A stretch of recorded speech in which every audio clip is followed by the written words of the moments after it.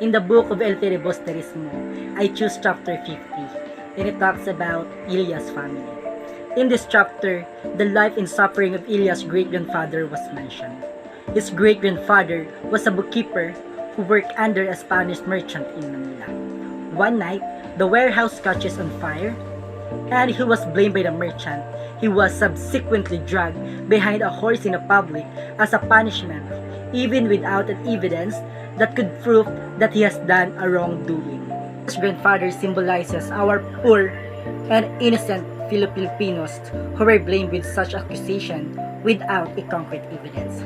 Many person who has an authority empowers, sabotage, or uses those innocent people to cover up their sins or illegal doings that they have done. Due to being illiterate and powerless, our poor Filipino are being blamed and put into jail, suffered for many years for the sins of other people. Injustices and oppressions are the social issues that we can get in this chapter.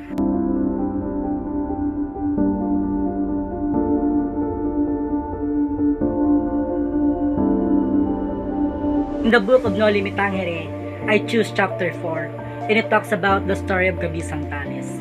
When we connect it with the societal problems or current issues, it symbolizes about the struggle of land ownership.